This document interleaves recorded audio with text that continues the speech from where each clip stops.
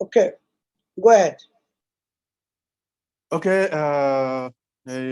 dear gentlemen, good afternoon in this fine afternoon in Dhaka, Bangladesh. Okay, so first of all, I would like to thank our Honorable Country Chair, Mr. Zillur Rahman, for introducing me as a moderator of this event, which is the Angel Investor Week 2023, organized by World Business Angel Investor Forum. And right now it is going on, the Investors Week is going on, in which the Bangladesh slot is 22nd June from 4 p.m. to 6 p.m. Bangladeshi time, GMT +6. So I would like to first thank all the hosts, our host, Mr. Zillur Rahman, host and country chair, and me as a moderator, and all the panelists. I would like to thank all of you that you have joined in this lovely session. And I would also like to thank WBF.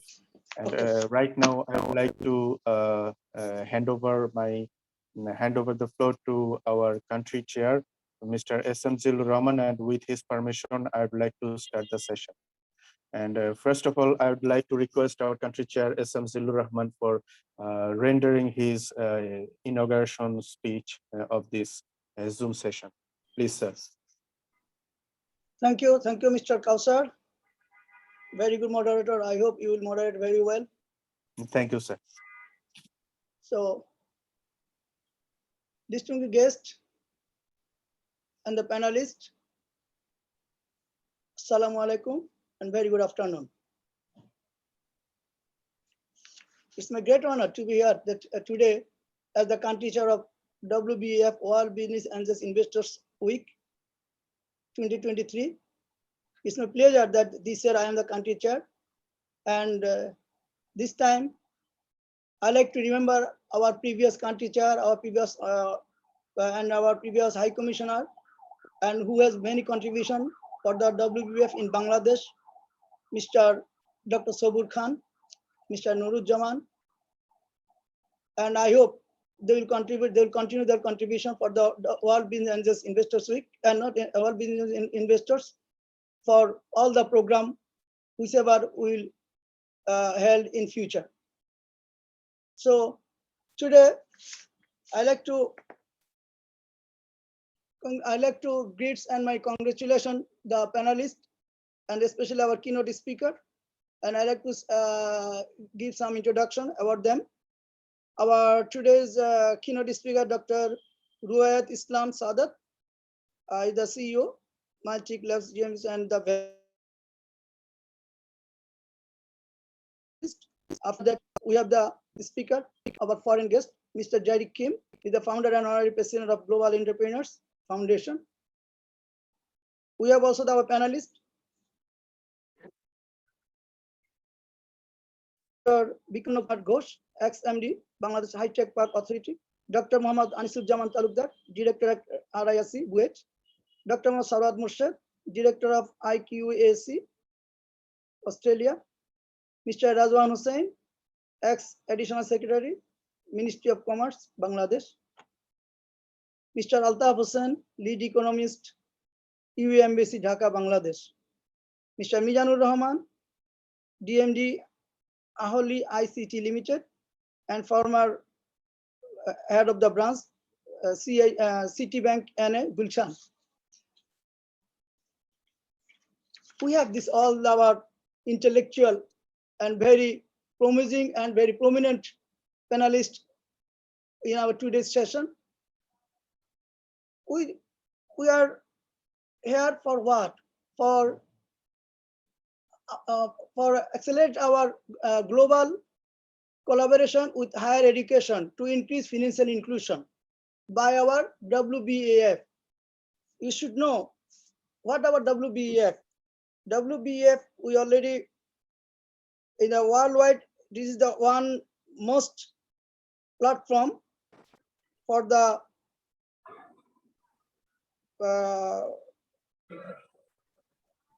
for the investors. This year we celebrating in 132 countries And this is globally coordinated by our World Business Investment Forum. And this platform from which to campaign for solution and critical issues of early stage equity and capital startup economies and other worldwide concerns at the United Nations, the European Union, the ASEAN Economic Community, the OECD, and in G20 countries. We have this year about 200,000 entrepreneurs, startups, investors, innovators, faculty members, policymakers, and thought leaders around the world.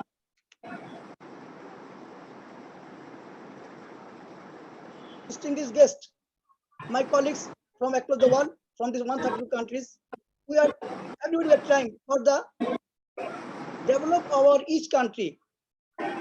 So we must keep in mind that it will be, yeah, please mute Mr. Miran. It will be appreciated, please, if you mute it. Sorry. Yes. So without higher education, I think one country cannot be developed and cannot reach to their higher destination. So we know this. The higher education is the backbone for the society. And for this higher education, after that, this can be, if we increase the higher education, then it would increase the financial inclusion. So today we are here with our wise, as I just mentioned, our intellectual, our literature panelists, and they'll give the brief for our how this global collaboration can be done across the world by the higher education. So thank you very much, our panelists, to be here today. And also, I must have to remember today, our behind the scene person. You know, for everything, there should be one pillar. Without the pillar, one building cannot be stand. So this is our pillar, Mr. Baybas Altuntas. He is our chairman of WBS. All the things he is doing by his capacity, by his dynamism, and today we are here by his efforts. And always we remember his support, always what we are doing for our World Congress, for our meeting, for everything. So I like to thank also Mr. Baybas Altuntas and also our team from our head office. So I will not prolong my speech. Thank you very much. And Mr. Moderator, Mr. Engineer Kaosar, please go through, floor to you, and let us, okay, before I go to you, please let us hear something from our global chair, Mr. Baybas Altuntas. Just a bit.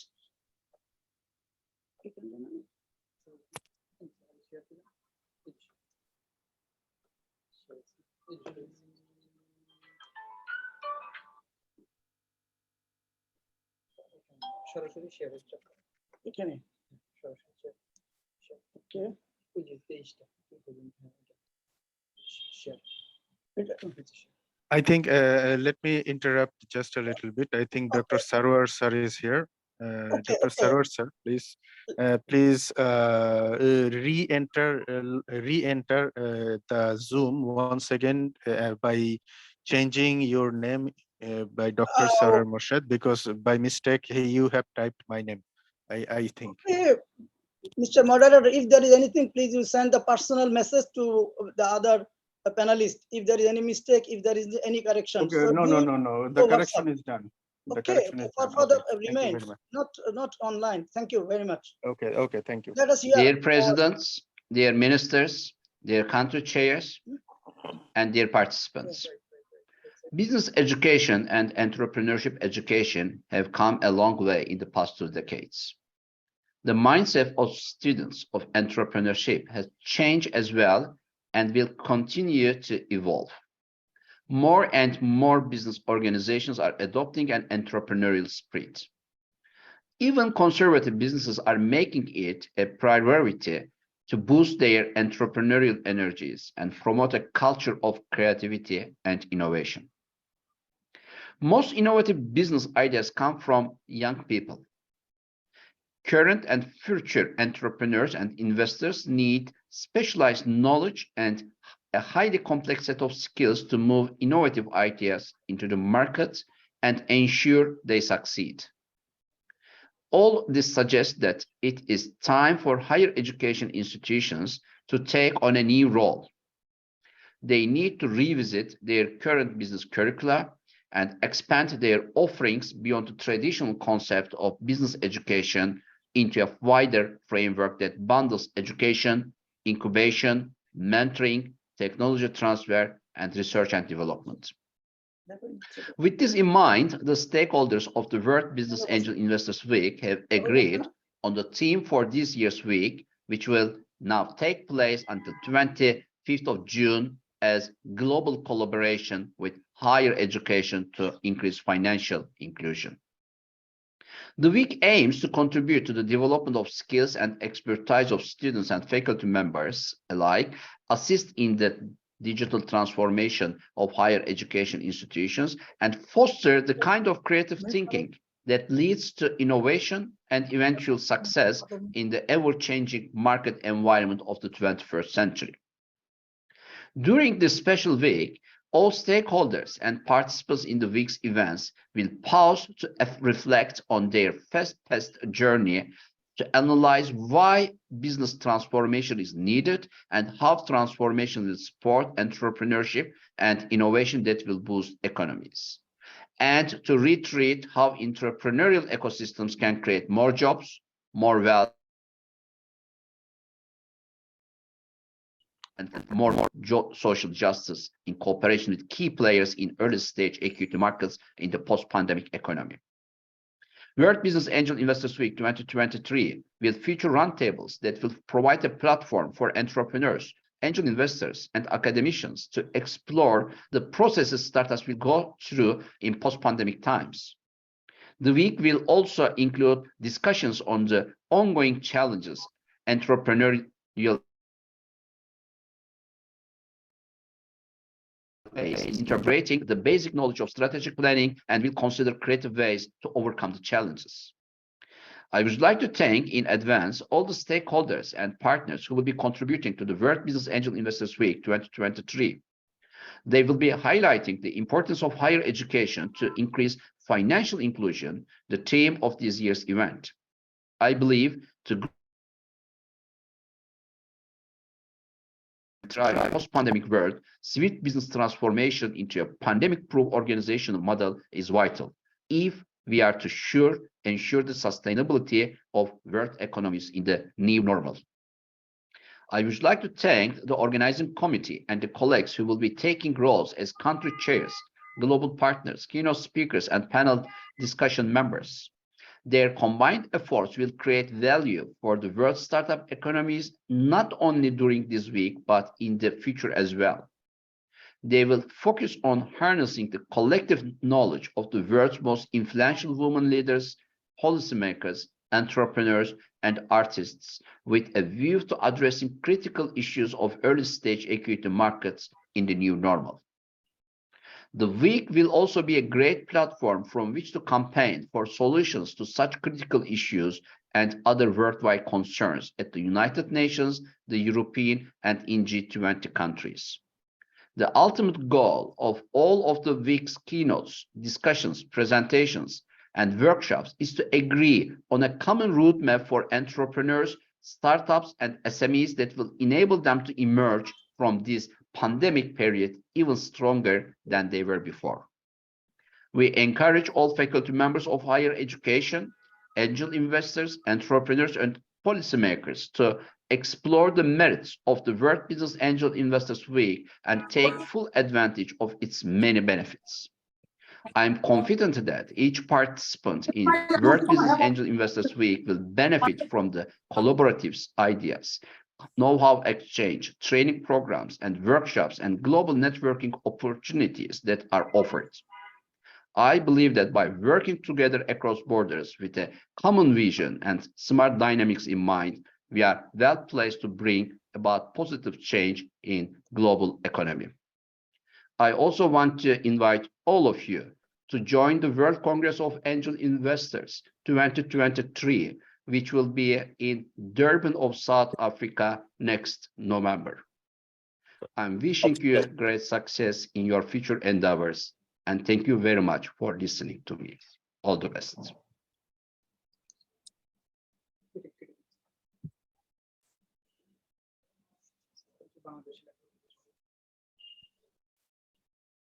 So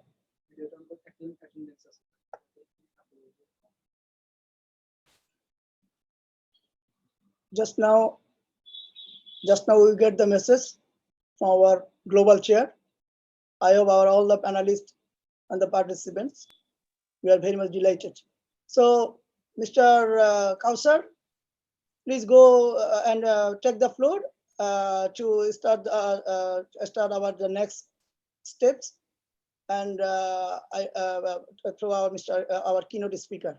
Thank you, Mr. Kaosar. Okay. Start. Go ahead.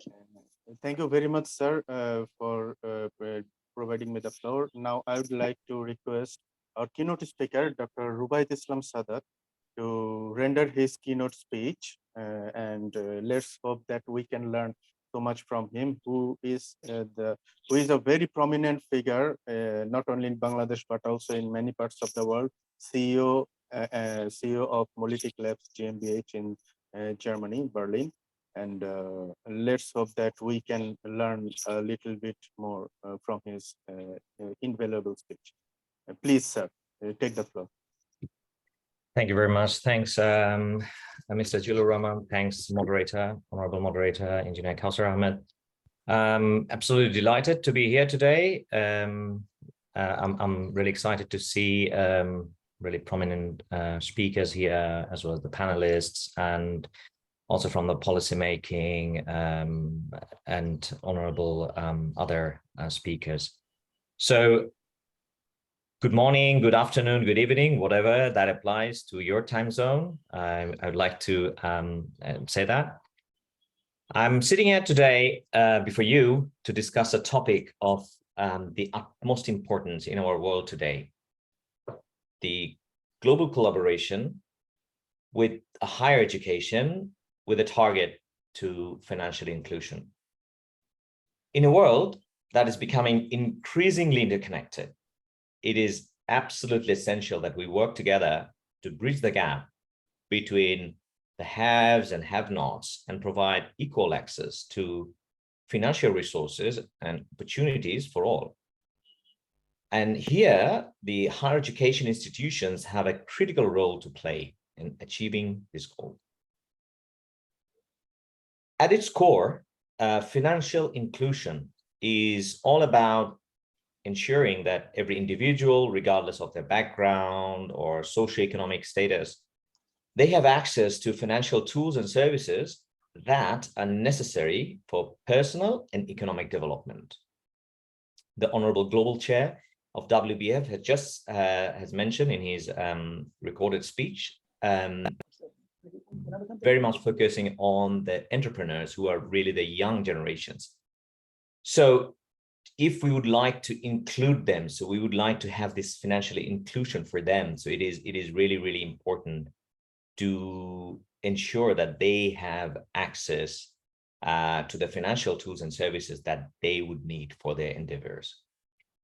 But unfortunately, millions and millions of people around the globe are excluded from the formal financial system.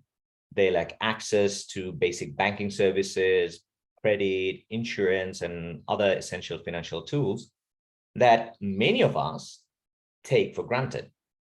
And this exclusion perpetuates poverty, it widens inequity, and stifles economic growth. But here's the good news. Higher education institutes have the power to make a significant impact in promoting financial inclusion. These institutions serve as hubs of knowledge, innovation, and social change. They have the capacity to shape future leaders, entrepreneurs, policymakers, and educators who can drive positive change in their communities and beyond. So the next question would arrive, like, how can higher education institutions collaborate globally to increase financial inclusion? Let me share some key areas that I myself also have been working in the last couple of years, being a business mentor or investor into many different startups, as well as many different endeavors. Some of the key areas, the first and foremost, the collaboration starts with education. So meaning higher education institutions can contribute by integrating financial inclusion topics into their curricula, irrespective of the field of study.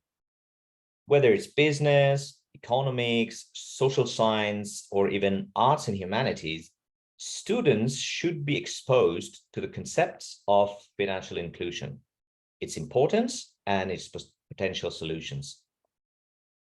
By instilling this knowledge, we empower the next generation to become advocates and champions for financial inclusion. So they know the pathways to the tools and the services that would give them at least basic knowledge and access to the banking services, credit, insurance, and other financial tools.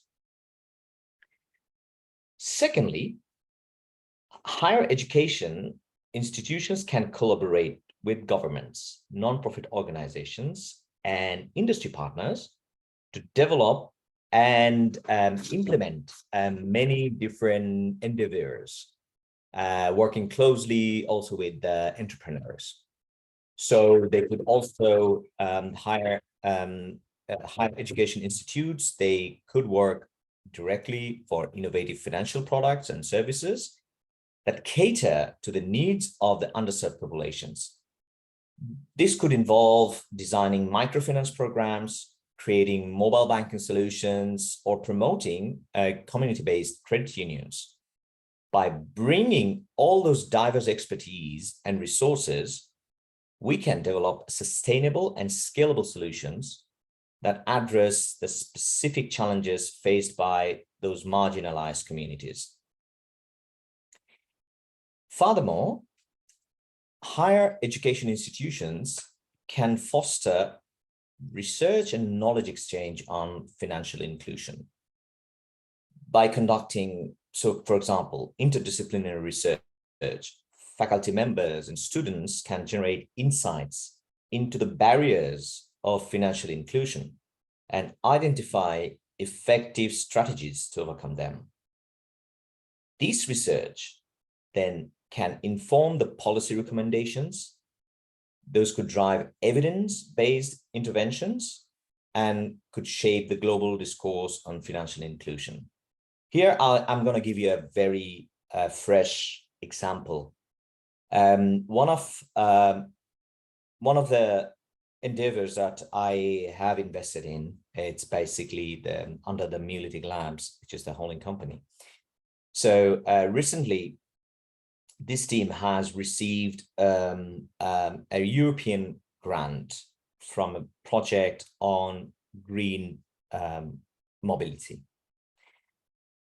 So strategically, what we have started already doing is collaborating with the universities in Bangladesh so that the faculty members as well as students could not only know about the state-of-the-art green technologies, but as well as also they could also get access to these financial tools and through this investment round from the holding company towards the research and development project.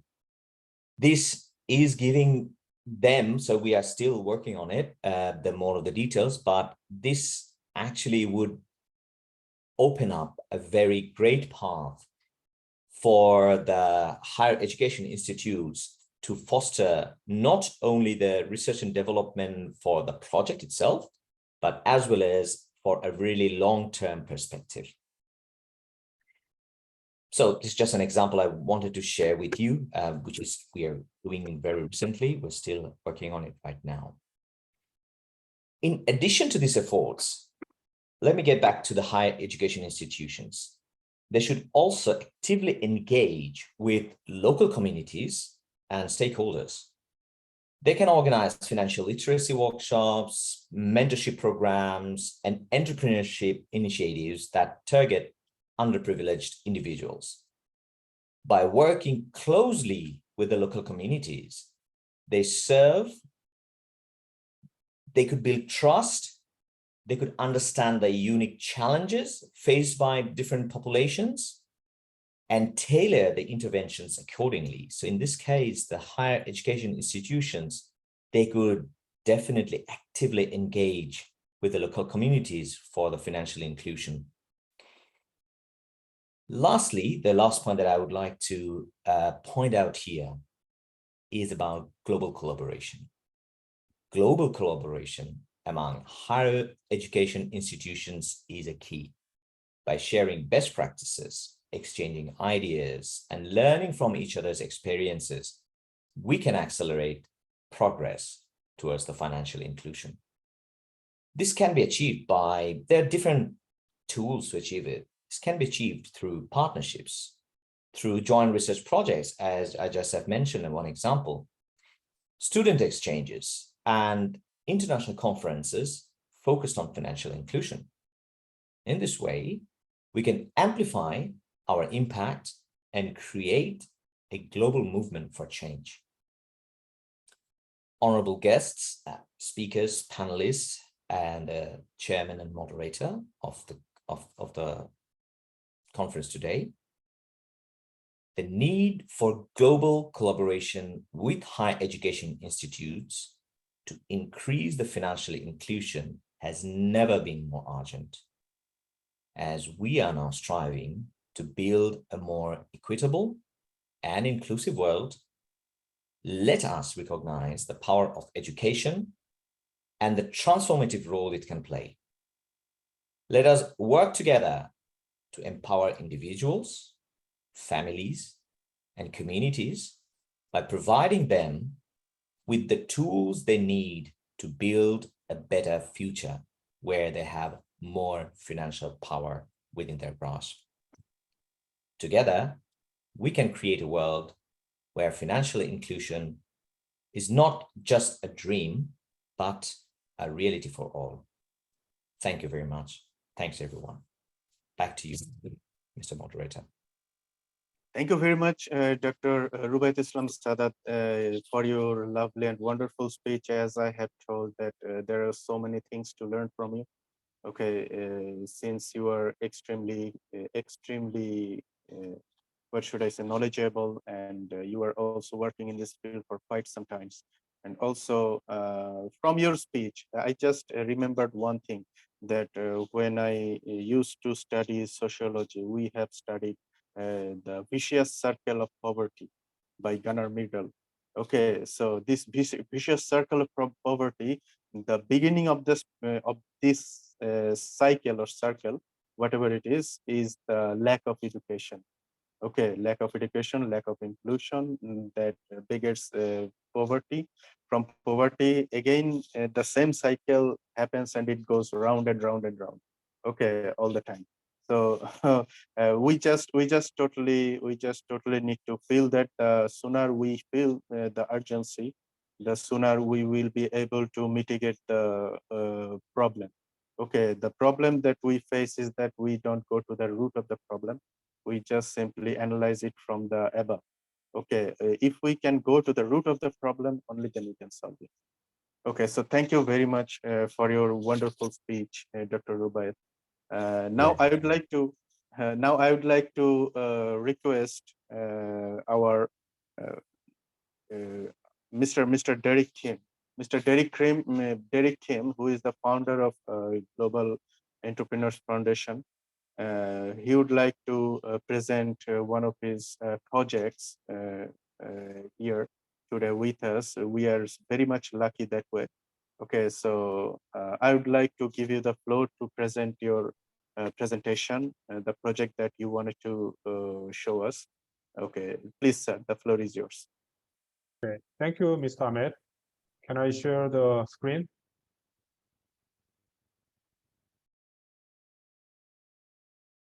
Please, sir, go ahead, share the screen.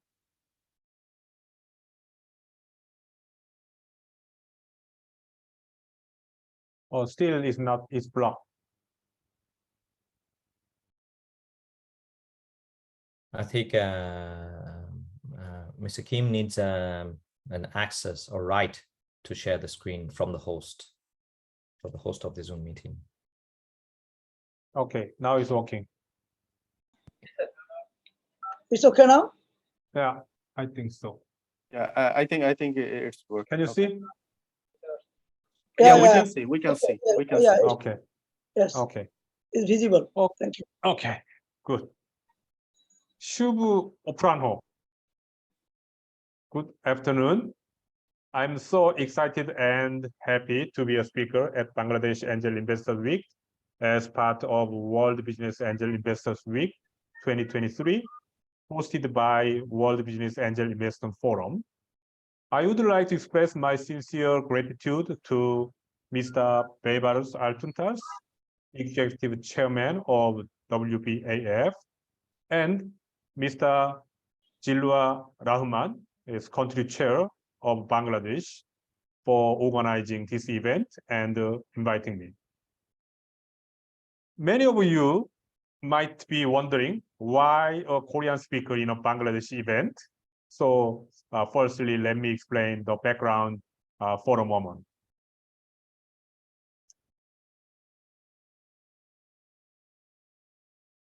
I have been the Korea Senator at WBAF since 2019, and I have been leading the startup ecosystem connections with not only Korea, but also Asian countries as the Asia and the Middle East president of the Global Startup Committee and the Asia Continental Chair of the World Business Angel Investors Week in 2021 and 2022.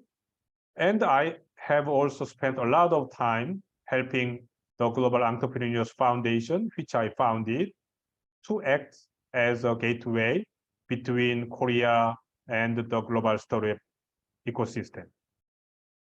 Since December 2020, I have also been the PM of the capacity building of universities in Bangladesh to promote youth entrepreneurship. We named it the CUBE, CUBE. It's a project PMC, a Korean ODA program overseeing the project.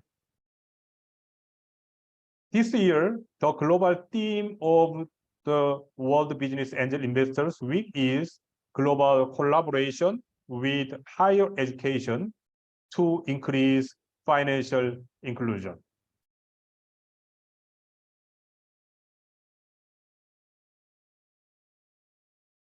The CUBE project, which I'm leading, is an ODA project in which South Korea is the country of Bangladesh, but it has a different business model than conventional ODA project.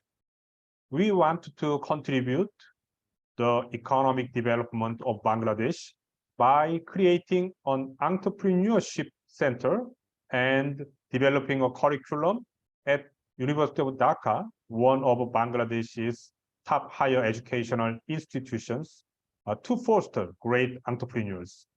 Therefore, this project is in line with the theme of this year's World Angel Investors Week and can also be a good theme for Bangladesh Angel Week. So now I am here. Actually, I am in Dhaka now. The CUBE project was launched in 2020 following a record of discussion between the government of Bangladesh and KOICA, the Ministry of Foreign Affairs of the Republic of Korea. The project started in December 2021, about a year later than originally planned due to COVID-19, you know very well, and has been further delayed due to the delay in the approval of the TAPP, on internal document of the Bangladesh government. But according to the latest notification from University of Dhaka, the final approval is expected by the end of July this year. So it is planned to implement it until 2025. The project targets Bangladesh public universities, university professors, university graduates, and prospective entrepreneurs with a total budget of US $7.5 million. The project has three core components.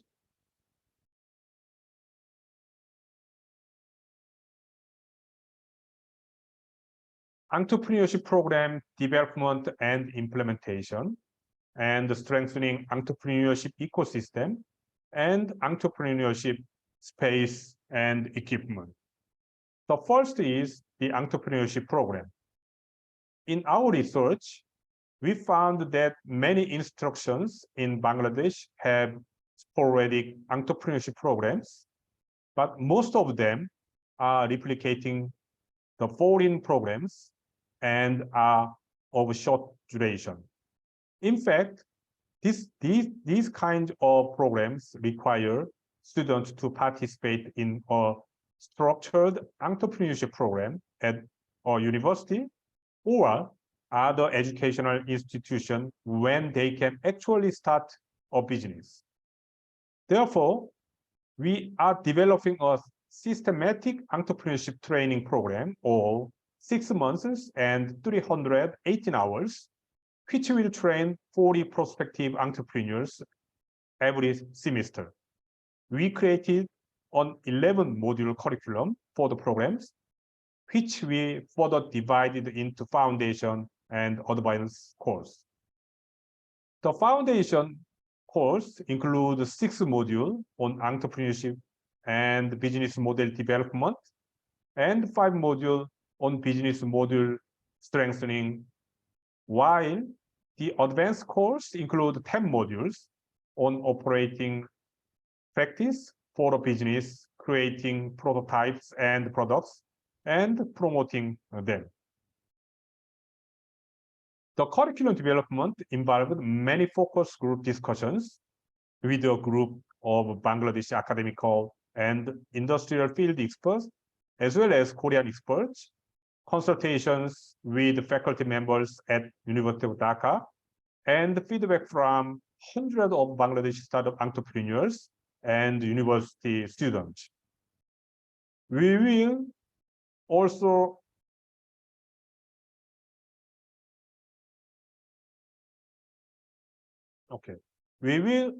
invite a total of 42 faculty members and 30 policymakers and stakeholders for systematic training of this program.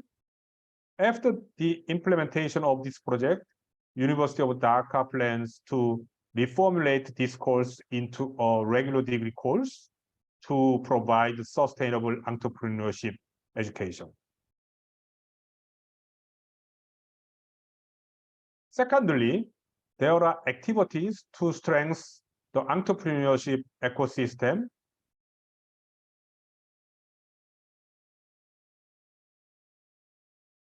which will be carried out in conjunction with the aforementioned entrepreneurship program.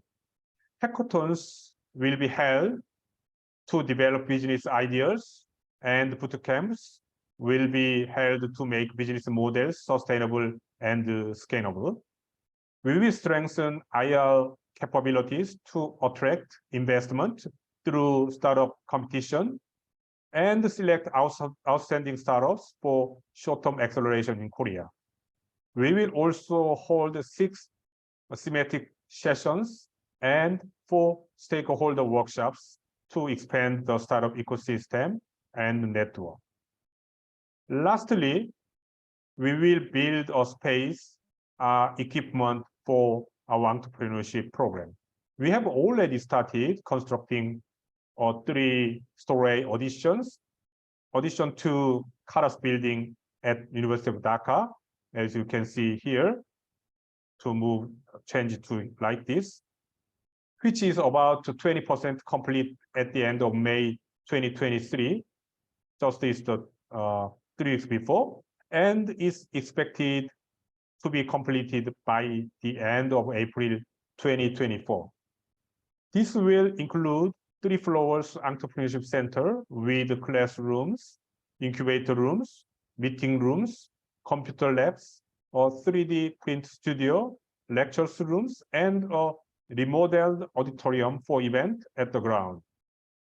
It will also include personalized computer set and 3D and VR equipment, etc., for entrepreneurs to develop business models and prototype their products.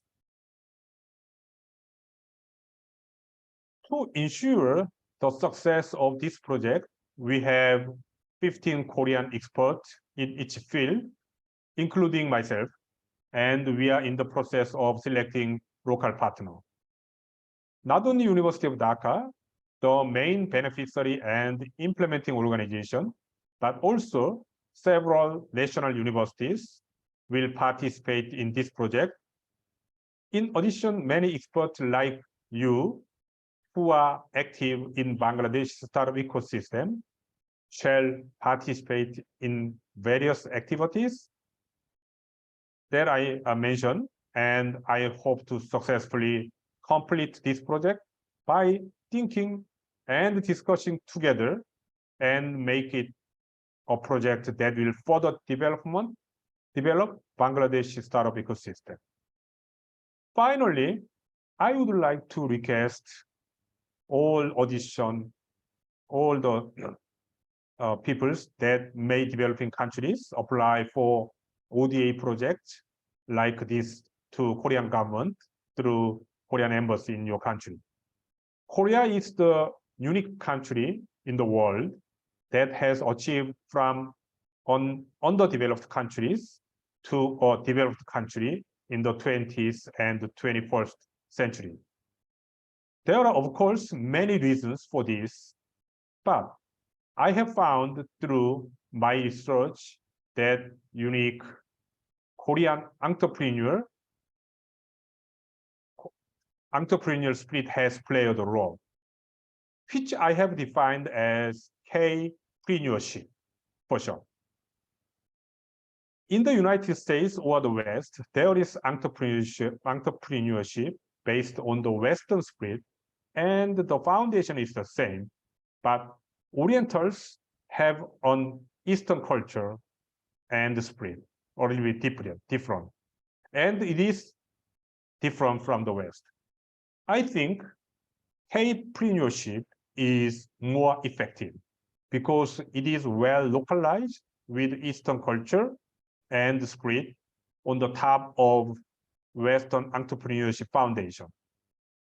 However, Korea still needs to systematize this K-preneurship. That's why it is systemized while doing ODA project like this project, and it is thought that they will bring about a great effect.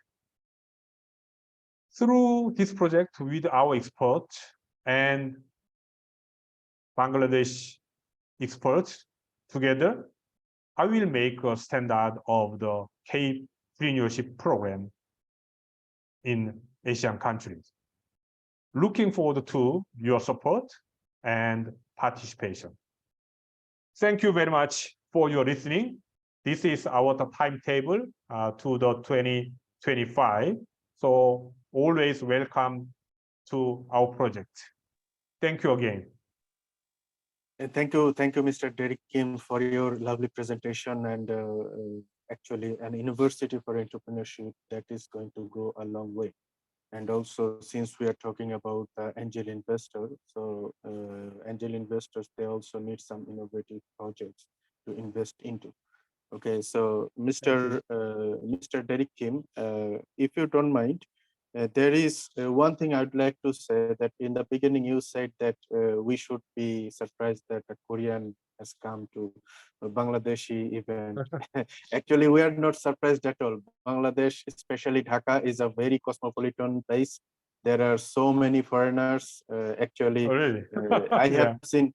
have seen many Japanese, Korean, Chinese people who can speak in Bengali better than we do. Okay, so Oh, I hope so. this It's is after 2 years, I will speak Bengali. Yeah. yeah. Actually, if you need a mentor or teacher, I'm always here. Don't Okay, worry. thank you so Okay, much. just let me know. Let me know. Yeah. You will teach me Korean a better way, and I will teach you Bengali.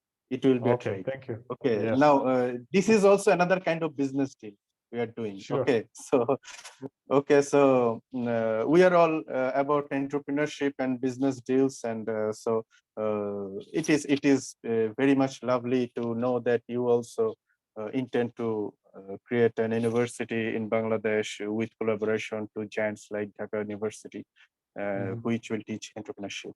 However, there is one thing I would like to say, if you don't mind me saying, that is, apart from the education on entrepreneurship, the entrepreneurs, the aspiring entrepreneurs who would like to be entrepreneurs in the future, they also need several financial support. They might need some mentoring. They might need some incubation. Okay, and they might also need some marketing support. Okay, in order to make their entrepreneurial venture successful. So apart from the education, along with the education, not apart from, along with the education, if you also think about providing those kind of incubation services, that would also go a long way for Bangladesh, because in Bangladesh there are so many aspiring entrepreneurs who have so many ideas, but in the end they cannot proceed with it due to the lack of supports. Okay, thank you very much for your lovely speech once again. So now I would like to start the panel discussion. Okay, it has been almost an hour, so I'd like to start the panel discussion. Our panelists, Dr. Bikarna Kumar Ghosh, Dr. Anisuzzaman, Dr. Sarwar Hossain, Mr. Rejoan, Mr. Mizanur Rahman, Mr. Altaf Hussain, each and every one of them are present, which is a very good thing. So I would like to start my panel discussion now. So in the at the beginning, I would like to ask Dr. Bikarna Kumar Ghosh, who happened to be a managing director of Bangladesh Hightech Park Authority, one of the most prestigious government organizations who are working incessantly on innovation and IT-related activities, technologies, and also has a lot of visions on the Delta Plan 2041 in Bangladesh, and also would like to see Bangladesh as one of the, what should I say, one of the technologically independent nations in the world.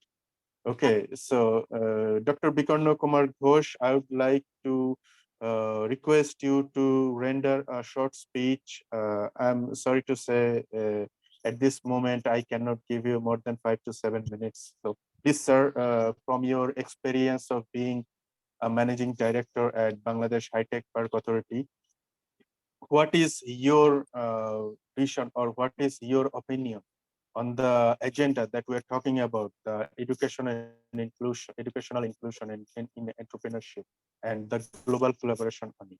Please, sir, the floor is yours. Thank you, Honorable Moderator, Mr. Kaosar Ahmed, for giving me the floor. I am in travel and I'm just going to my office from after participation with another seminar. And I also like to pay thanks to Mr. Rubaiyet Sadat and Mr. Kim for two wonderful presentations. At the very outset, I pay my respect to our father of the nation, the great leader of all the times, Bangabandhu Sheikh Mujibur Rahman, who led us 52 years back in our independence. And we got our independence with his leadership. All our achievements we have done, we got during the last 52 years based on our independence.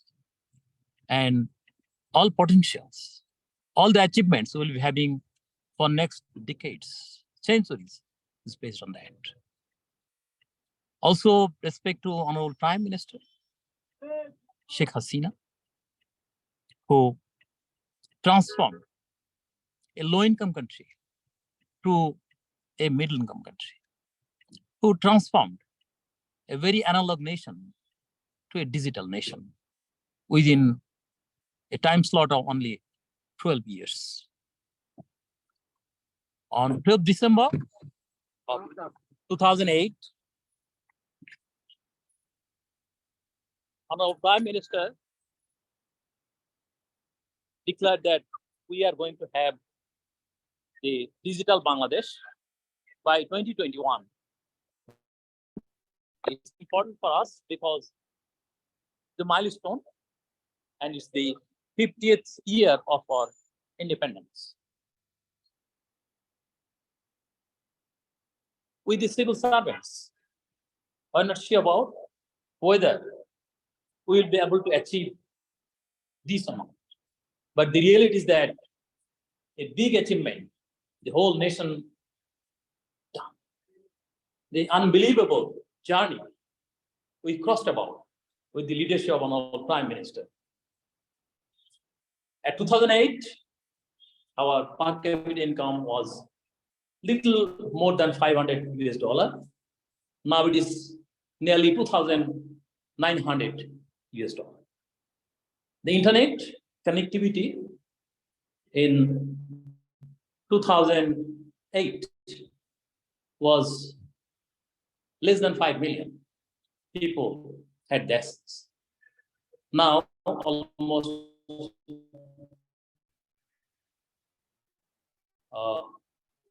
130 majority, we have the access to broadband connectivity with optical fiber coverage.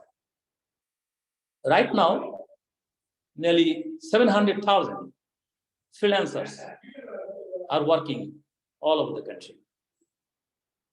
Our IT export was only 23 million US dollar.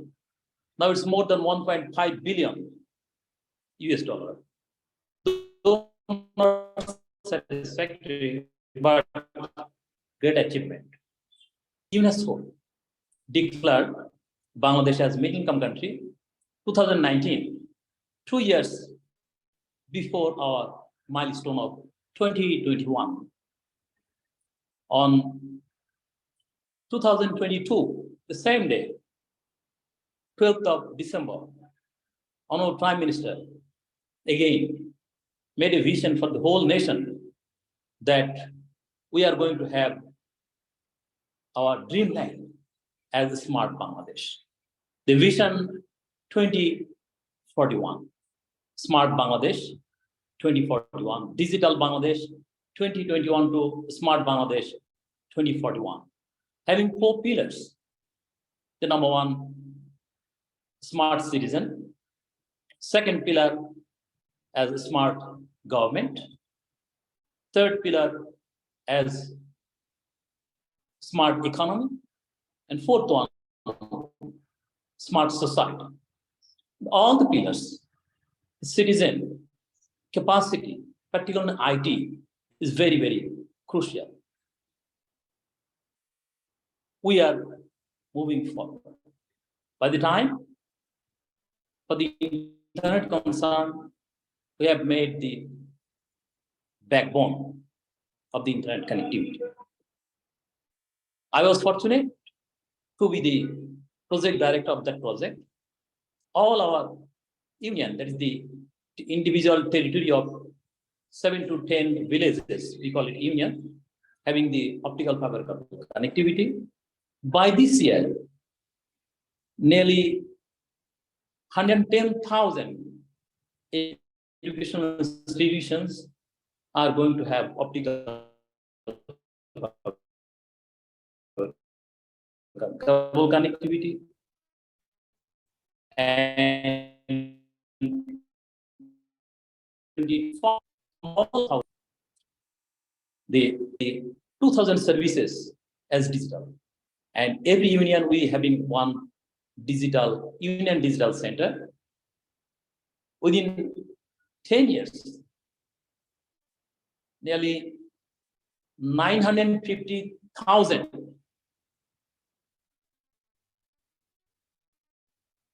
services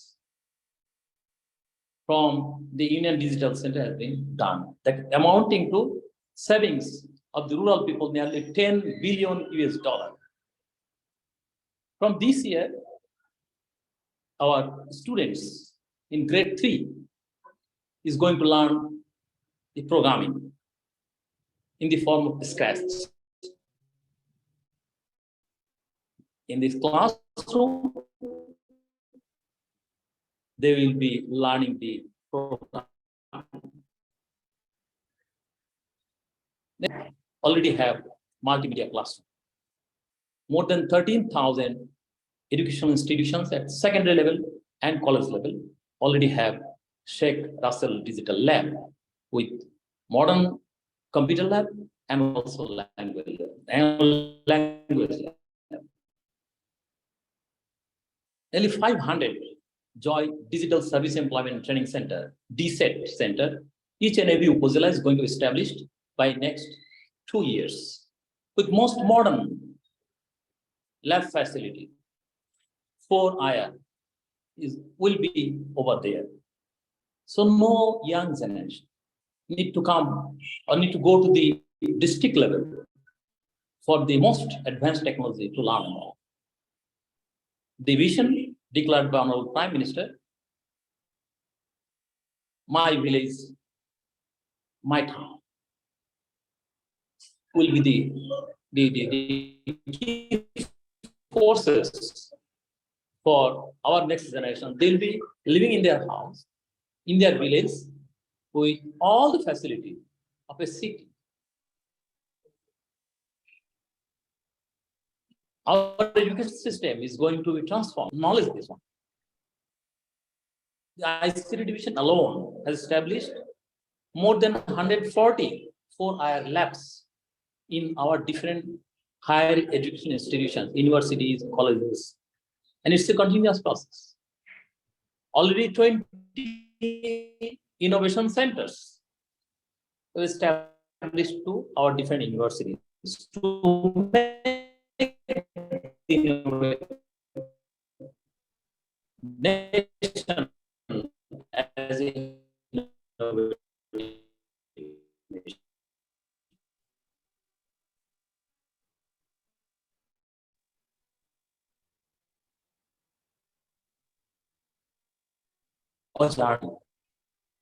for the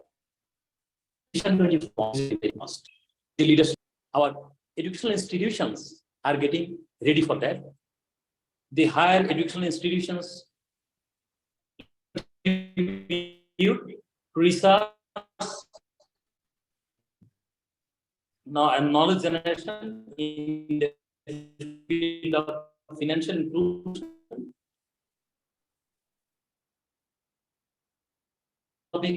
innovative solutions and technologies to enhance the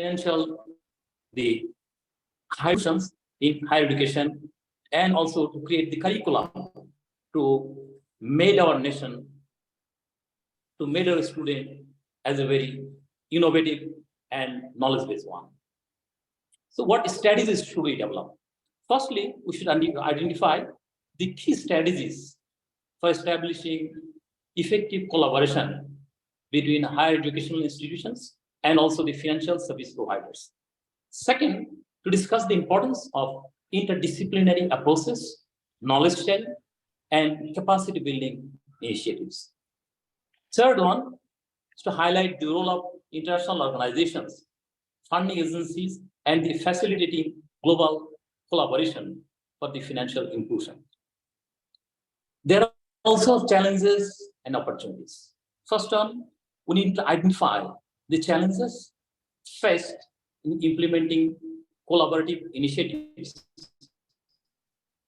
for the financial inclusions, to discuss the potential opportunities and benefits of technology, digital platform, and also the fintech innovations in promoting inclusive financial services.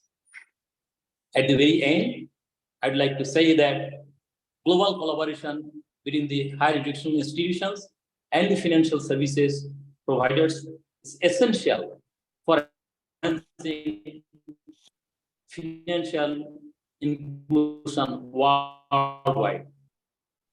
By harnessing the innovative solutions can be developed and knowledge can be shared to barrier the financial inclusions. Thank you very much, Honorable Moderator. Thank you all. Joy Bangla, Joy Bangabandhu, Bangladesh, Chirojibi ho.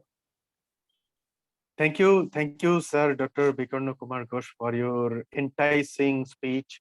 You have said so much about the contribution that government is putting on in order to create innovations all over Bangladesh, and also how exactly in the future generation, not only future generation, but also the future market of Bangladesh is going to be. We will get back to you shortly. But for now, I would like to ask Dr. Anisuzzaman sir, Director Rais, Bangladesh University of Engineering and Technology. The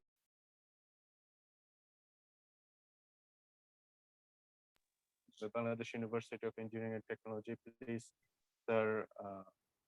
I would like you to render a very short speech where you can actually focus your experience on the global collaboration on higher educational inclusion in order to render some effective angel investments all over the world. Please, sir, the floor is yours. Thank you, Engineer Kaosar, for inviting me to this auspicious event. And I convey my gratitude to all the other speakers here for being here and giving us the opportunity to listen from them. So it has been a pleasure to listen to Professor Rubaiyet in the beginning. So he gave a very powerful introductory speech, that keynote speech, and also it was very good to hear from Darek came. Actually, Darek, I'm happy to say Darek is back to Bangladesh, because I met him couple of times, or I guess more than a couple of times, in Dhaka University, and also he visited BUET at least couple of times, and the Research and Innovation Center, in which I am playing the role of the director at this moment.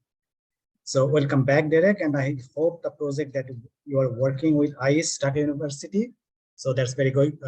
That's going very well, and I would love to. We would love to be a part of that, and would love to be getting benefited from the work that you're doing with the Universal Dhaka. So from your presentation, I got the idea that the work got slowed down, maybe for different reasons. That happens in practical life, but probably very soon we'll be seeing something where actually the visibility would be much more enhanced, so that our students or teachers would be a part of your initiative that you are putting forward with Dhaka University. So this particular topic is very important, because this talks about the financial inclusion of the of our young entrepreneurs. So this is one very important key element to make our industry much more vibrant, and to include our young entrepreneurs in this forum. So from a university point of view, what we see that quite often our students, they come up with very good ideas, very good solutions, technological solutions, sometimes a prototype of product.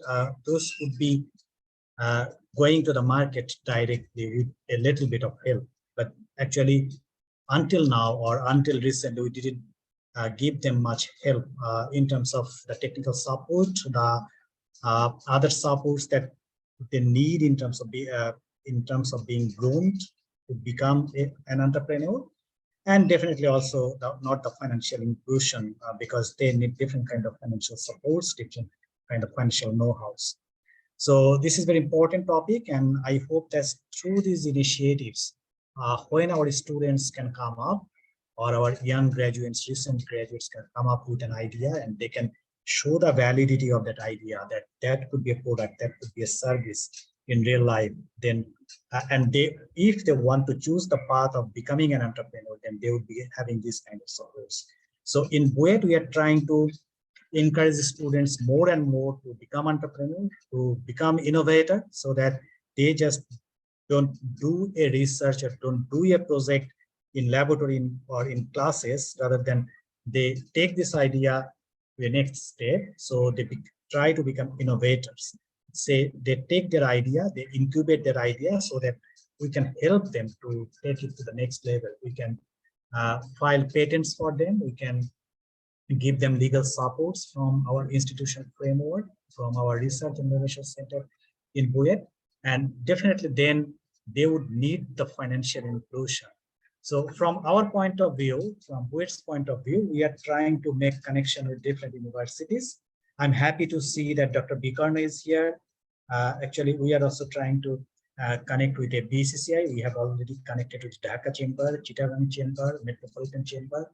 So we are trying to get connected with different industries, so that when an innovator want to take their ideas to the next level to become entrepreneur, then they can be directly connected with the financial institutions.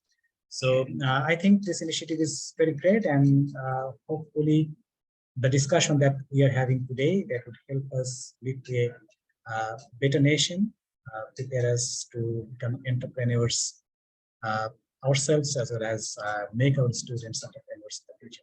Thank you. Thank you, sir, for your short and lovely speech. And from your speech, we get to learn about the aspects of collaboration, what can happen. And we will get back to you very shortly for some further discussions.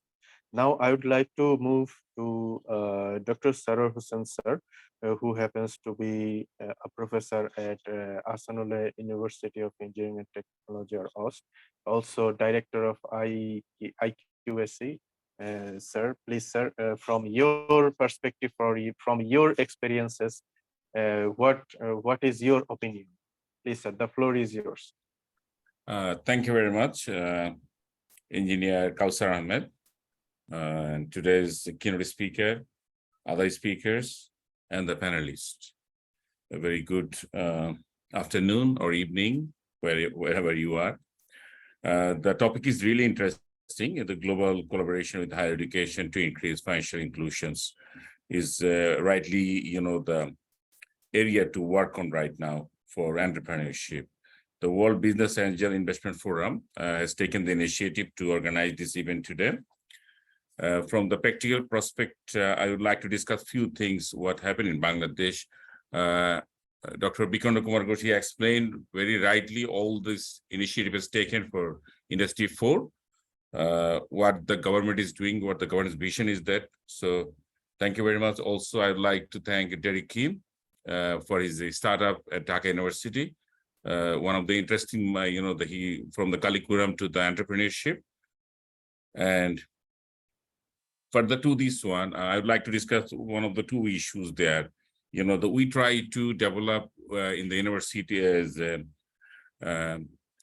education ecosystem, because we have earlier discussion in the various forms that the industry, academy, and then universities should come together. How do we come together? We have to make a collaboration to materialize the idea, to solve the problem, to make the innovation. I'm at the Ahsanullah University of Science and Technology. We have collaboration, and we have two centers. One is the Nanotechnology, Center of Nanotechnology, other is the Center of Excellence, Innovation, Incubation, and Entrepreneurship. That actually we initiated the initial discussion in 2001 with Dr. Bikarna in one of our Industry 4 and beyond conferences with the UGC.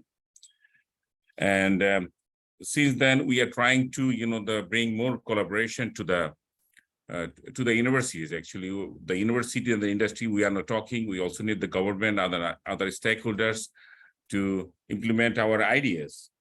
And about almost 70% of the companies global are facing talent shortage. Even we have other discussion with the the groups, those providing the finance like ADB, World Bank, and other industries who provide finance for the startups. So I think the Center of Excellence could be one of the areas where they will manage the collaboration in the university with the help of the finance, and that need to be fostered to have our ideas as a product, where the culture among the students and faculties, also the alumni, can take part. They will be working together for the innovation, research, and entrepreneurial activities in various fields such as electronics, Internet of Things, energy, healthcare, and other areas. Our government has a vision 2030 for SDGs, and we are achieving towards the SDGs in many areas, and government also the vision for 2041 and 2071, the Delta Plan. So the government is in the right track to implement many of these issues for the smart Bangladesh in coming days. To my understanding, I will discuss a little bit things here. We have example like UNESCO. We have taken the MENA example. I think all of us know about it. The simple, the collaboration with the other national international bodies that helps to improve the living condition, also improve the business condition in Bangladesh. I can give you one of the example, like, the MENA cartoon that allows the many people to use the word saline. And there is another issue to have the, the detergent to how to use the soaps. So, the simple mechanism could help in many ways. I think we could be more innovative to use various ideas, and at the end, the people at the higher end, also in the low level, they will be included in the system. They will be benefited from that. The individual or the businesses, the way they benefit, it will bring all the people for Bangladesh as well.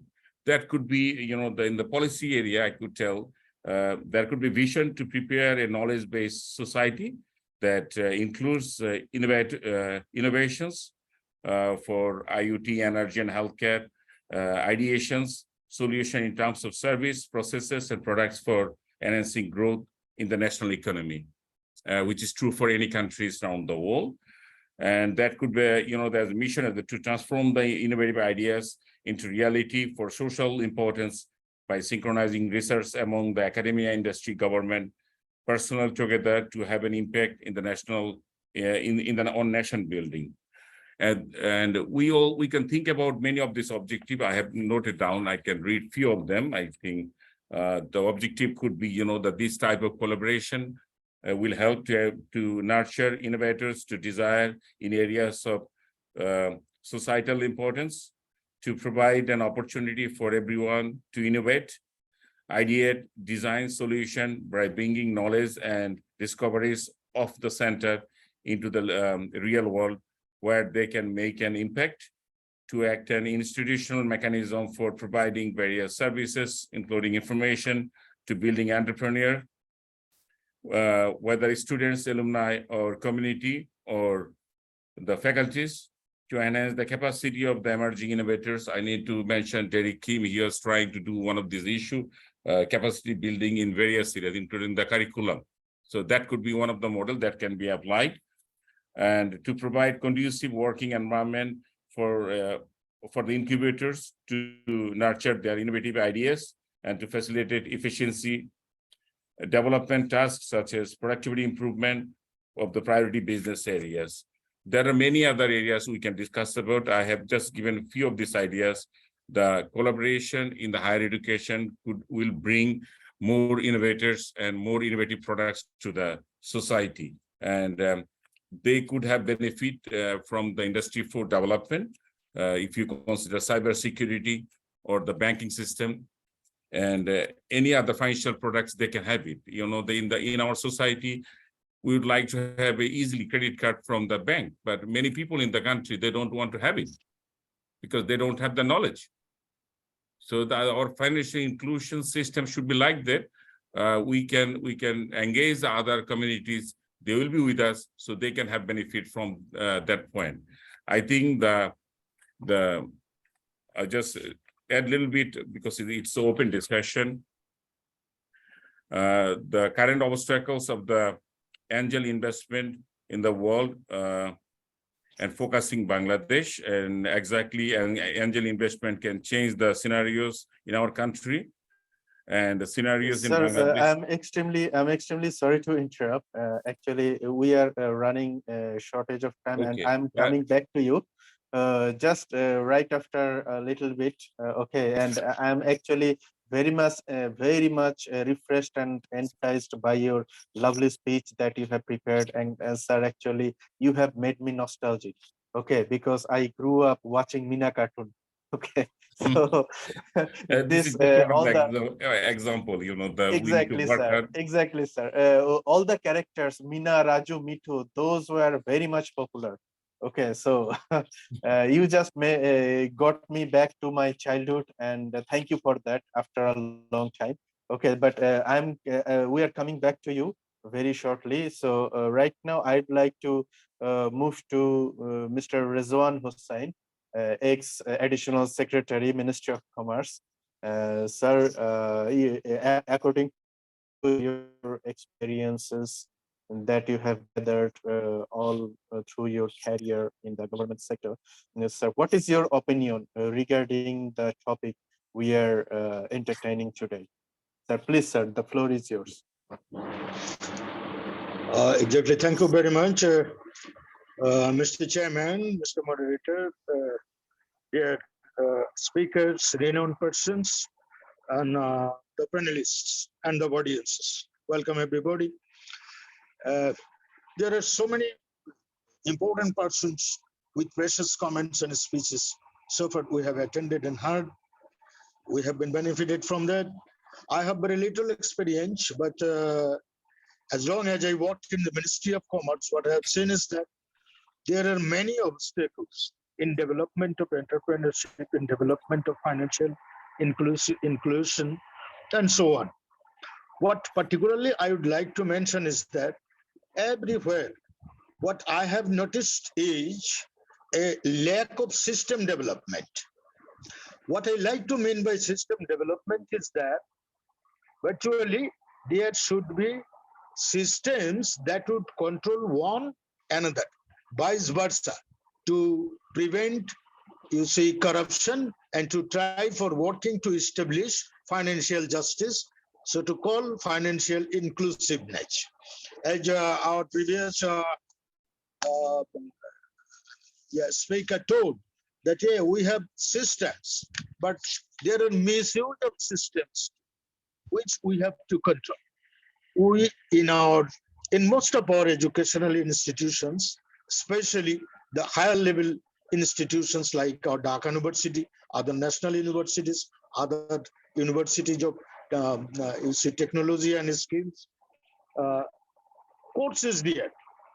But the problem is that implementation, practice, that is of good practice, the system is lacking there. The system of good practice is lacking there. So to build up a world, build up the world in near future, into which we have already entered, there is a global village.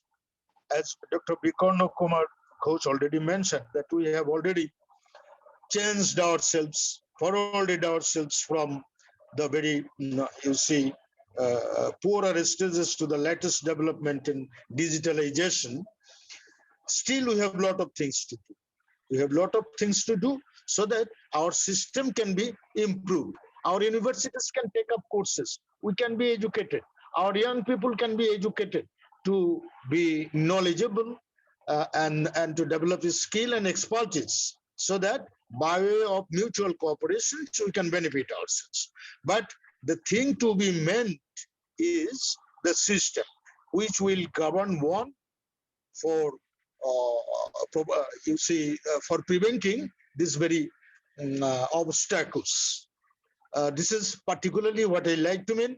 And in another thing is that our financial system is open. But the thing, as I have already mentioned, is that the very, very corrupt practices. You see, once an entrepreneur by any way is taking any facilities, financial facilities from our bank inside the country or from otherwise, Very soon we have to see that they are not just abiding by the rules and procedures and the conditions they were entitled into. So this is why the system development I would like to emphasize on.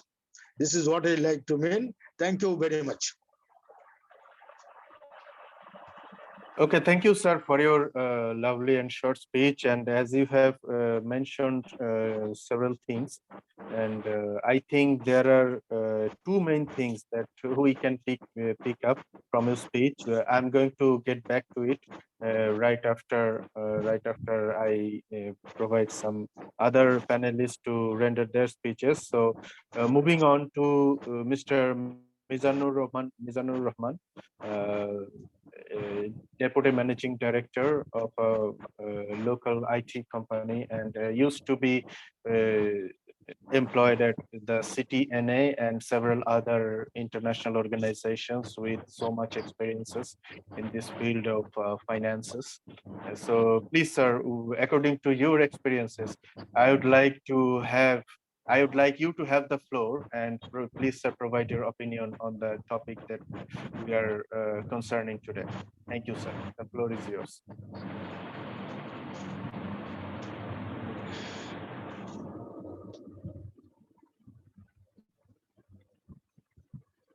Sir, your microphone is muted. Please, sir, unmute the microphone. Okay. Kaosar, thank you very much. Should I start? Can you all hear me? Yes, you are audible. Yes, we all can hear you. Please, sir. All right, thank you. So what happened here is this is a really good topic to speak on.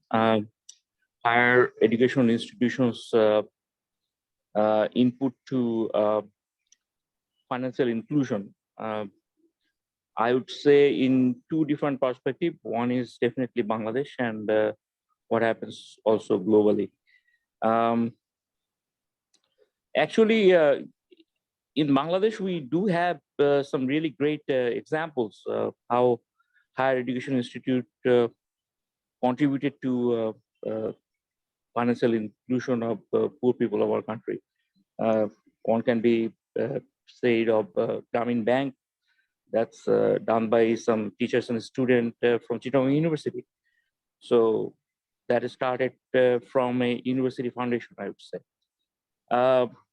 Definitely what Mr. Kim is doing at Dhaka University, that could be a great example.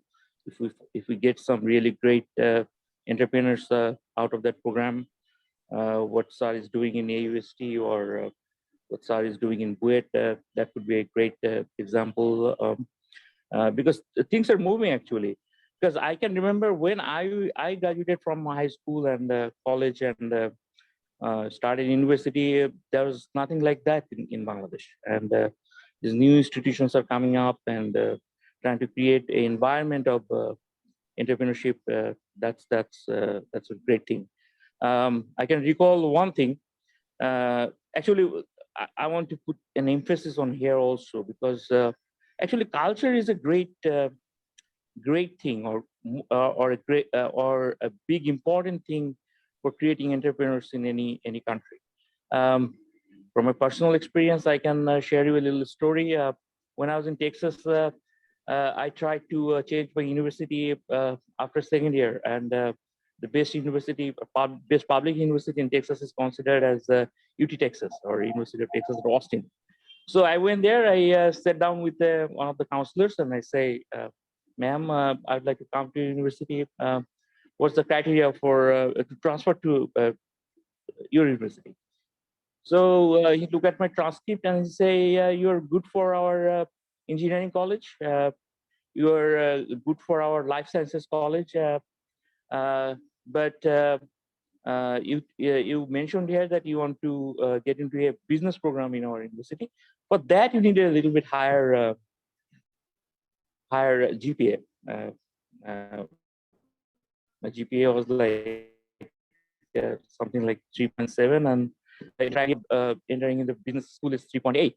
So I was very amazed. That was the second year in the United States, and I asked her, "Ma'am, that's completely opposite to what we have in our country. We need the highest grade to get into let's say BUET or Dhaka Medical College, we need the highest grade. But definitely I can get into a business school with a lower grade.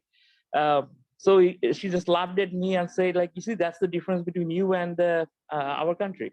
Because in our country, the most bright students think like they'll get into college, they'll get out of college, be a millionaire by 40 or billionaire by 50, and then they will retire or do the philanthropic works. So you see, that's a very neat cultural difference. In the United States, when someone started as a businessman, maybe if three sons, he will want one of them to civil servant, one of them to be in the army, and maybe will do much work. Not get into business. That usually, now it's changing, and that's bright students are trying to be businessmen in Bangladesh. That's very encouraging. So what I would like to say is definitely university can create the culture or change or agent for change that culture. University students, if they're very financially, have a very good understanding of how the economics works, basic economics works.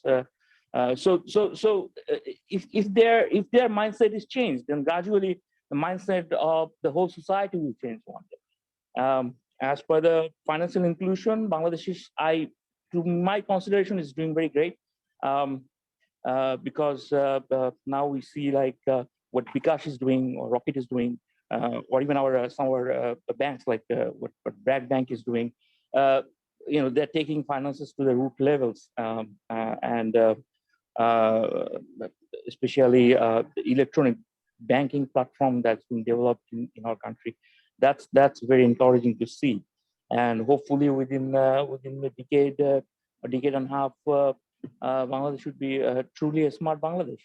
Hopefully, so I'm very hopeful about this country. We're still a very young country in my consideration.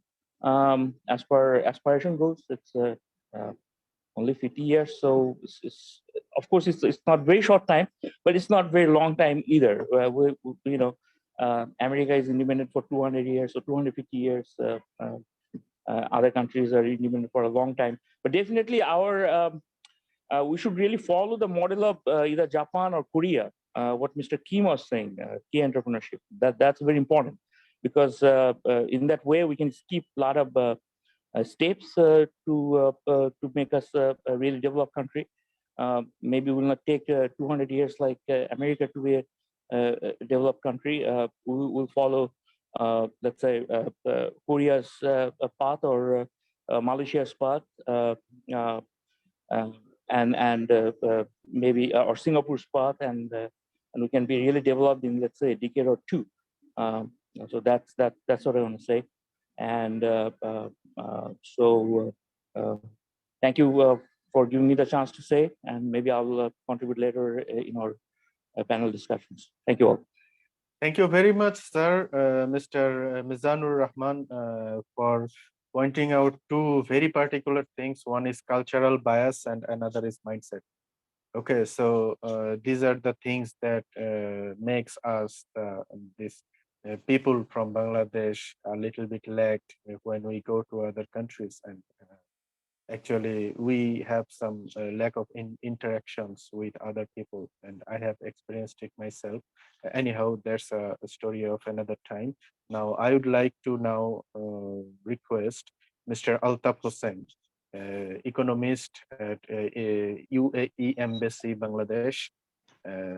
Please, sir, according to your perspective, economic perspective, what is your opinion? Should we refine or should we moderate, or what is your opinion on the topic that is concerning matter today?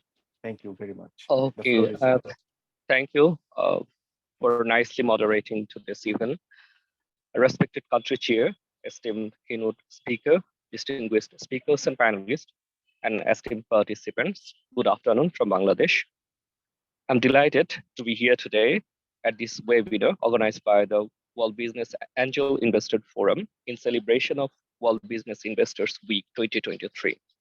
And thanks the organizer for inviting me to speak here And I would like to share only especially the angel investment, how that could assist to achieve our financial inclusion goal, especially in case of developing countries. Especially for the developing countries, you know, the financial inclusion remains a huge challenge.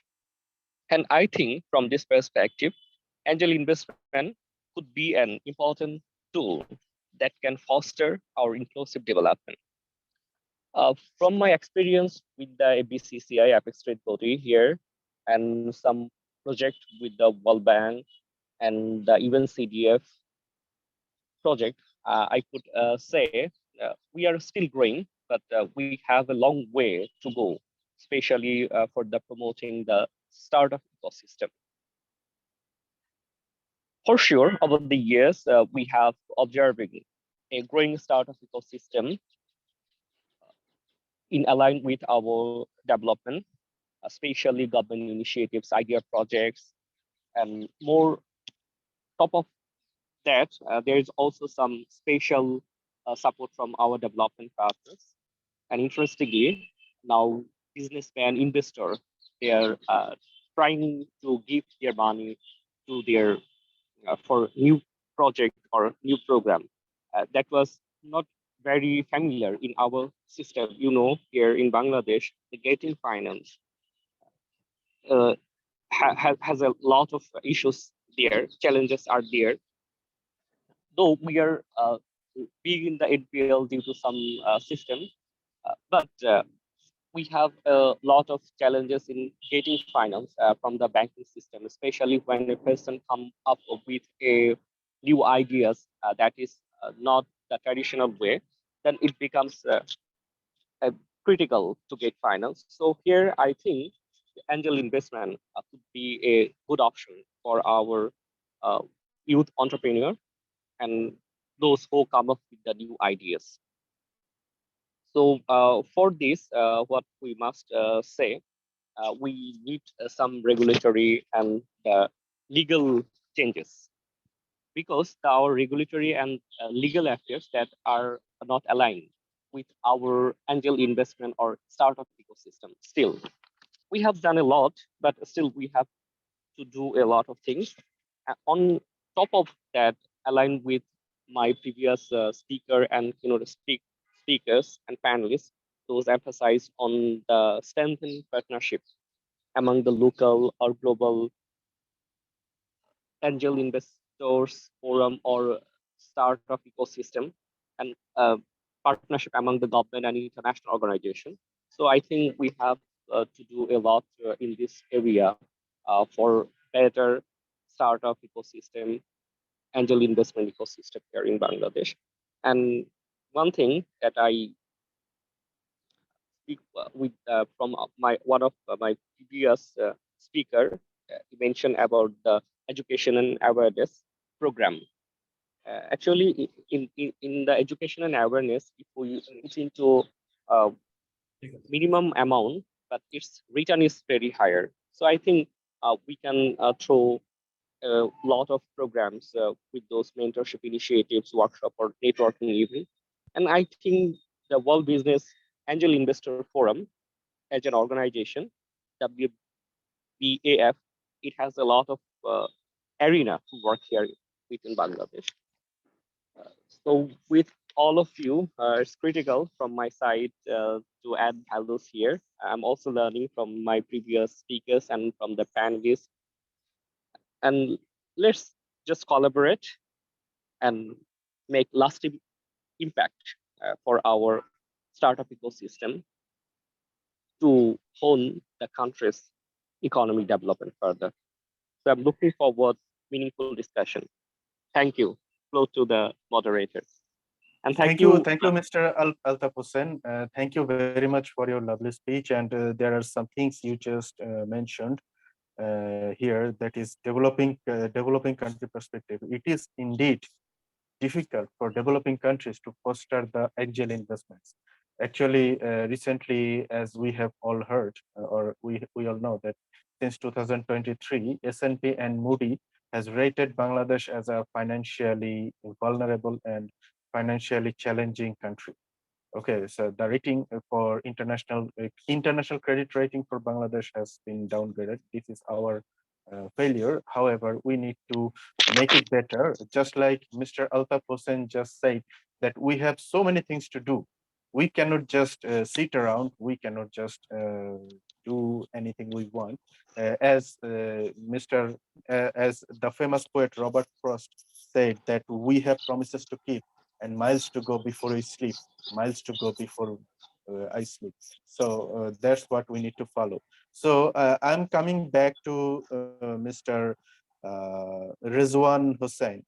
Okay, sir, you have mentioned about the lack of system development and systems of good practice. Sir, to foster that kind of things, what are the obstacles do you think we can face in the not only in the government level but also in the private level? Could you please elaborate just a little bit on that, please? Thank you very much, Mr. Moderator. Virtually, what I like to mean by that point is that there should be systems. Systems in the sense that, say, one thing will control another thing. One part, one division, one sector will control other sectors. In the universities, we can teach the students of this angel investors or this system of angel investing. We can teach it. We can deliver lecture, chapter lectures. But what in reality, in practice happening, that is to be monitored. I want to emphasize on monitoring so that there should be corruption-free practices everywhere. So once a bank is giving a loan to an entrepreneur for establishing a small industry, but that loan taking process is very much lengthy, and after sanctioning of the loan at the implementation stage, there is huge amount of lack of supervision as to whether the purpose for which the loan is being given, the financial assistance is being given, is properly being implemented or not. This is one thing I would like to mention. Another thing is that actually dependence on any single platform is not sufficient enough for making us competitive. We have to make ourselves competitive in the sense of cooperating through skill and knowledge-based expertises. From that point of view, we have also lackings. We have institutions to teach, but in reality, in practice, we have very much lacking of supervision and monitoring for implementation. This thing I would like to emphasize, Mr. Moderator. Thank you very much for giving me. Okay. Thank you, sir. What you meant just now is the lack of monitoring that needs to be enhanced, and also the environment has to be close to the perfect competition. Just like right now, as we all know that in Bangladesh only the perfect competition does not exist in the market in Bangladesh. Okay, only oligopoly exists. So there needs to be created an environment where perfect competition exists. So I'd like to ask Dr. Bikarna Kumar Ghosh sir, because sir he also used to be a very famous and bona fide government official in our country. So according to Sir Rejoan Hossain, who just focused on monitoring and competitive environment, what is your opinion on that? What are the obstacles that can be created to hinder this monitoring and competitiveness in our entrepreneurial ecosystem or entrepreneurial environment? Please, sir. Thank you very much again. I do believe that we are a very, very promising nation. Before the British rule in India, the subcontinent, nearly 24% of the world resources were generated in the subcontinent, India, Pakistan, Bangladesh subcontinent. After the leave, this ratio just went down to 4% only. We are a very, very sharp learner, very, very potential. And the nation who sacrifices 3 million of its best son for independence, they are not for lagging behind. Where the leader like Bangabandhu Sheikh Mujibur Rahman was born. The nation is not for remaining behind others. It's our limitation of systems or the policy concern. Now we are moving very fast. I do believe that each and every challenges having very big potentials. Potentials are bigger than the challenges. At the same time, if we see the opposite side of the coin, for any kind of potential, we need to come across a big number of barriers or challenges. That's the universal one. I do agree. There are big challenges ahead of the nation. The very 170 million people, at the same time, they're the biggest asset, because we do all agree that among the all creation of Almighty, the best one, the human resources, the brain. So our best knowledge, best resources, our 170 million people. At the same time, the biggest challenge is how to make their capacity to develop to international level, to be competitive globally. Their capacity development in terms of education, in terms of skills development, in terms of innovation, research, entrepreneurship, startup, different idea. That is the biggest challenge. First and foremost is our system of education. You know, when I was in grade 10, I used to memorize nearly 30 essays for the SSC exam. Just after exam, I forgot everything. We didn't have any idea that the essay writing is for the capacity development. Our idea was that it's for to memorize, but the days are changing. My daughter, she's having a different system, assignment writing on her own. I saw the computer at the age of 26, but couldn't touch it. I touched it at the age of 32. My next generation now is learning the programming at the age of 8. Okay, sir. So sorry for interruption. This is the best example that we are approaching to a very big potentials, but at the same time, big challenges. I do believe we'll overcome all the challenges to reach our destination.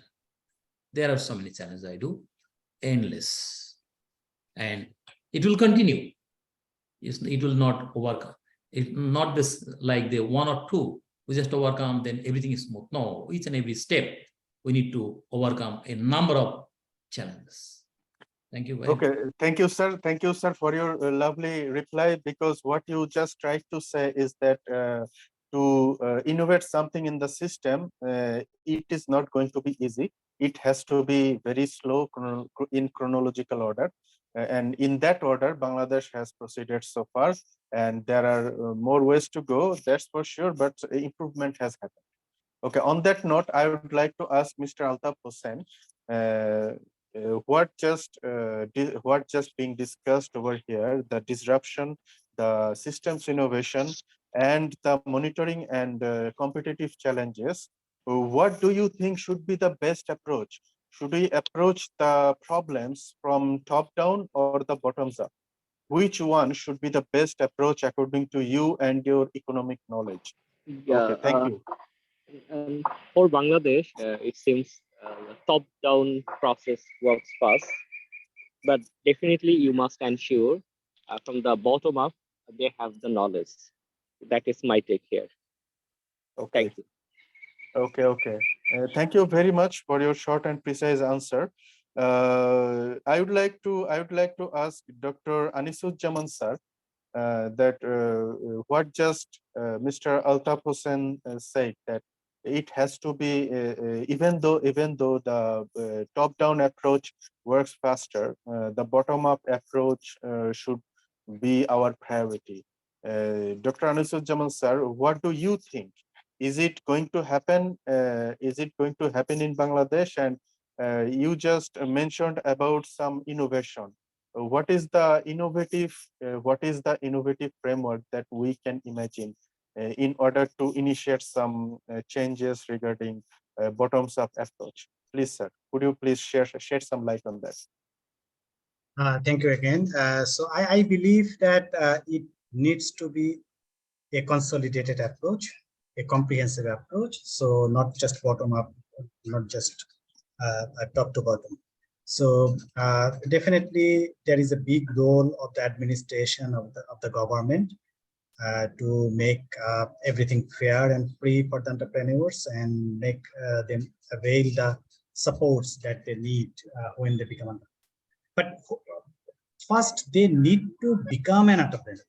So to make them become an entrepreneur, to make them turn into an entrepreneur, make students turn into an entrepreneur, actually we need an ecosystem. We need an ecosystem for the entrepreneurs themselves so that they can apply through all those difficulties in practical lives of becoming entrepreneur and doing business.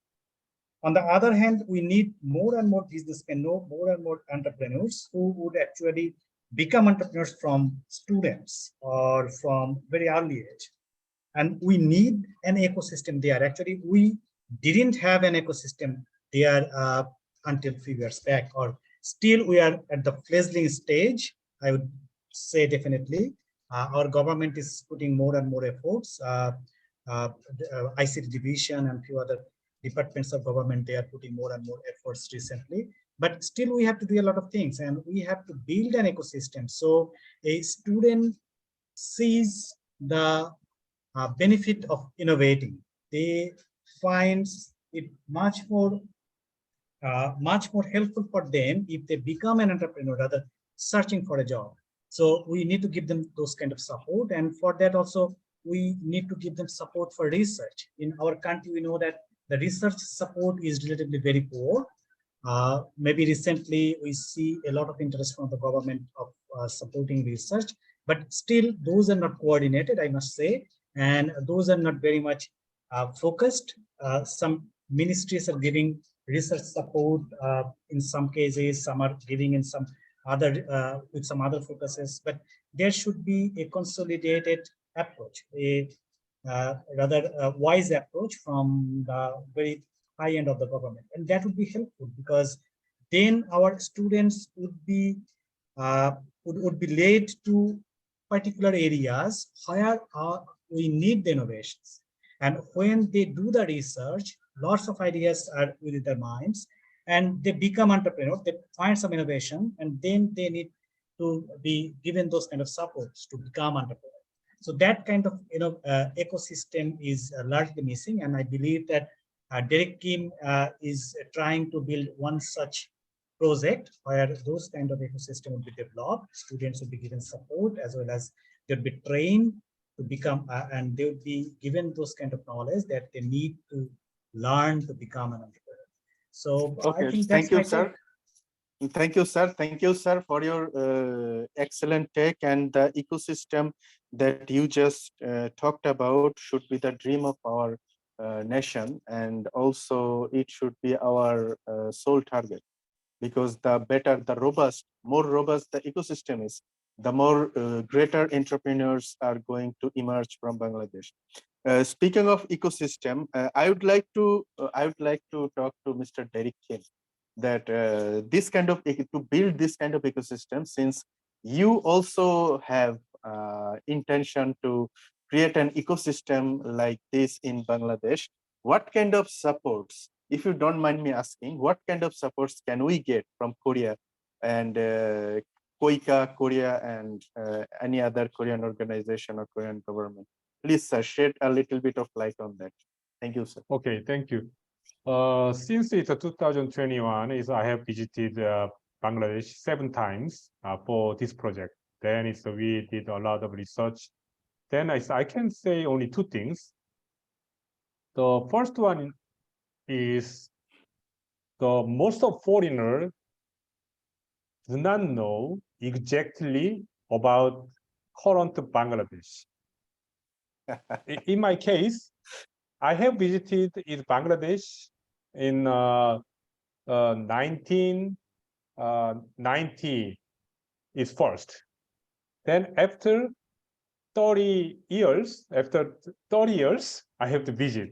But when I visit second time, it's 2020, still I thought Bangladesh is same as my last visit in 1990. Then when I returned to Korea, I have told, oh, I surprised at Bangladesh. Bangladesh is emerging country. Even I met Ajif is the CEO of the Shabab. Then I was surprised. Here is many excellent entrepreneurs, and here also is the many population, and then very young generation. So Bangladesh has huge possibilities to grow in the future with especially in entrepreneurship ecosystem. But most of the foreigners do not know. Investors, the angels, I think they do not realize. So I think firstly is Bangladesh need to show or promote its current Bangladesh improvement to the worldwide. So I have a plan. It's to write one book. It's how to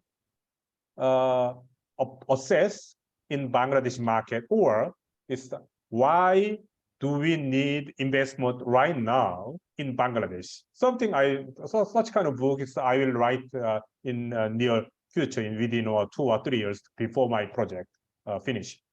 Second thing is the KOICA is doing very well, and then it's also I think we can do some following project is related to this entrepreneurship.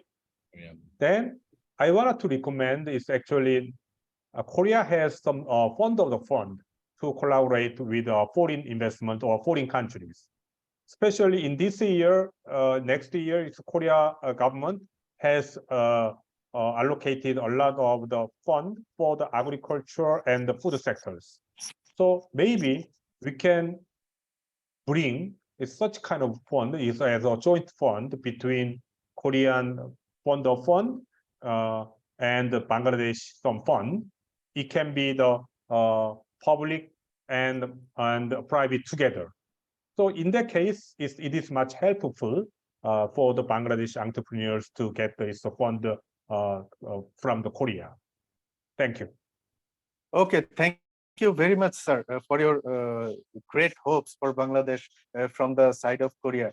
Now, I would like to request Dr. Sarwar, sir. According to what our esteemed guest, Dr. Kim, Mr. Darek Kim just said, how do you think Bangladesh can support all these initiatives of the Korean parties or Korean government? Please, sir, could you please shed just a little bit of light on that, according to you? Okay, thank you very much. Thank you very much, Darek Kim. He gave the wonderful model, which could be, they applied and implement, have a product, and then create real, the things. The similar models we are thinking last couple of years to implement in Bangladesh, particularly in the universities, incubation centers we have right now. In many universities, we have the incubation centers, And we also have a Center of Excellence that we use the similar kind of model. The one thing is that we should have access to the affordable financial products and services to materialize this one. That's the issue. You know, the one you say the innovative education ecosystem, it says the university, collaborator, everyone is there, but there should be an agency which helping to materialize this one that is needed. The one of the areas is missing. It is there actually. There is a policy from the World Bank and the HEAT projects and everyone and ADB as well.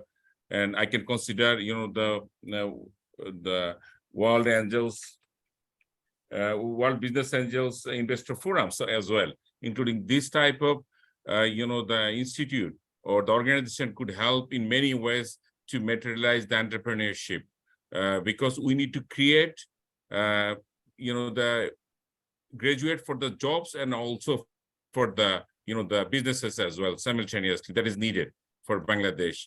And we encourage, we don't want everyone to be in the jobs all the time. They need to develop some of their products and to become a real entrepreneur, to materialize the innovative education ecosystem, which is more sustainable actually, you know, for the society, for the industry, for the university as well. The most of the universities in Bangladesh, including BSc, we are considering the outcome-based education. That always, you know, the mostly likely towards the, you know, the innovation, incubation, and the entrepreneurship will be one of the option for the outcome education-based education system in Bangladesh. That is the area I think the government could support. We can provide, you know, the facilities. I can give you one of the shade a little bit. You know, we have RMG like agriculture, pisciculture. These are the areas we can apply many of these AI tools simply and, you know, the creative startup. There where the government or the banks or this kind of investment financer could come forward, and then we can have a startup business in Bangladesh. That is one of the best area I can see in foreseeable time to have a sustainable entrepreneurship in Bangladesh. Excellent, sir. Thank you for your lovely consideration and for your lovely speech. And we can always learn a lot from you, sir. However, I must say that there is a saying in English that every great things come to an end.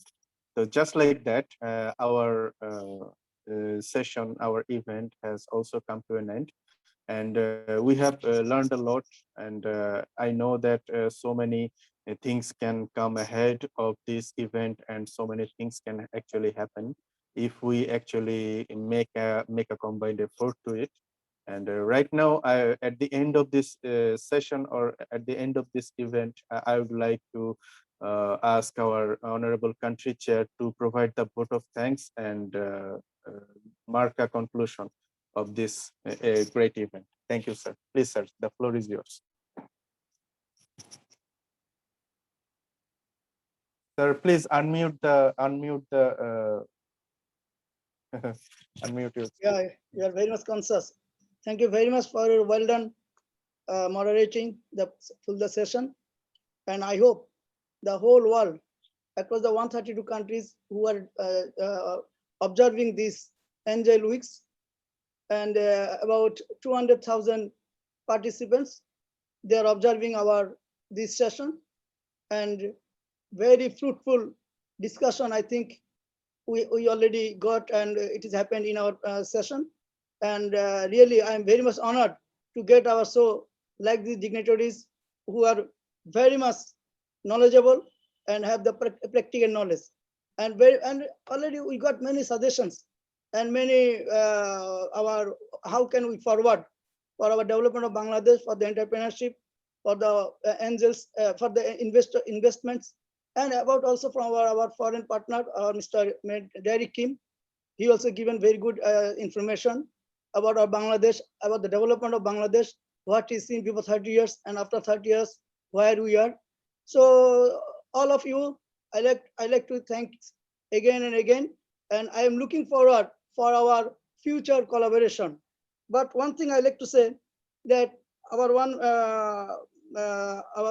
panelist just mentioned that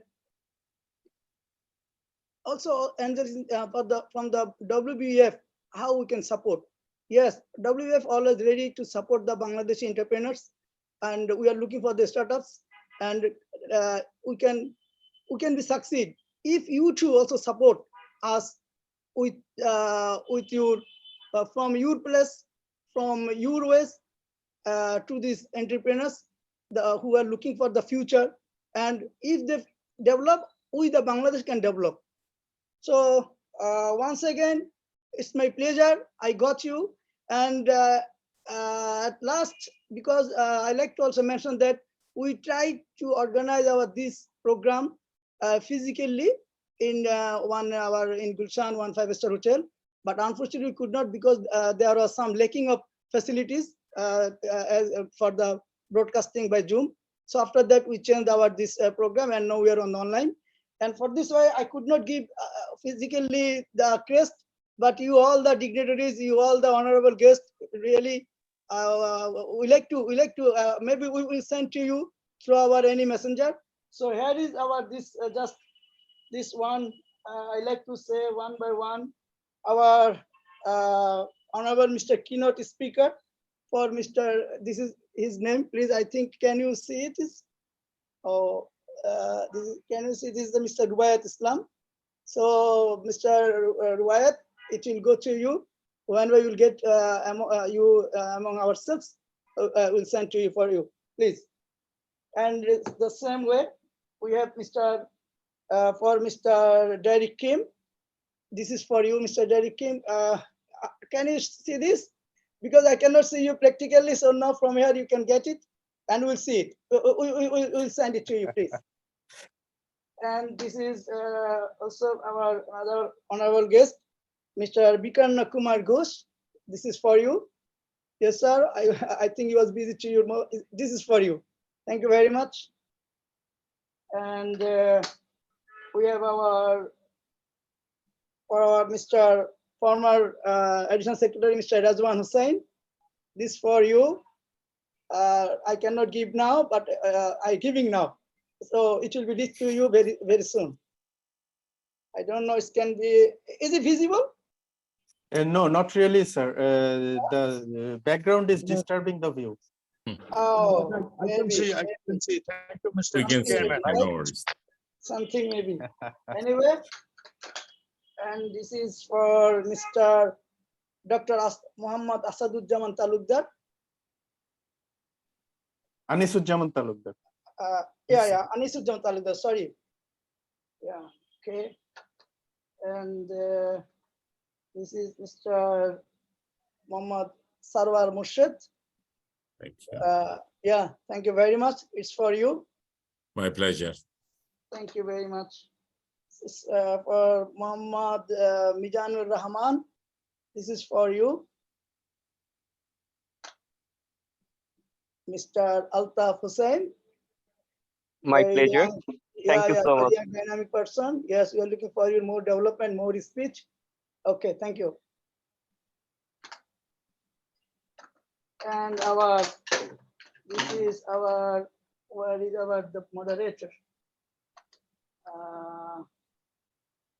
The beach. He can get this one physically. No, I have a moderator.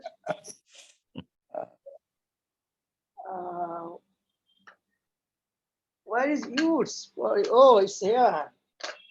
No. My crest is right on your table, right in front of you. Yeah, I'm looking for you, but there are a lot of, for this way, really. I'm sorry for some delay.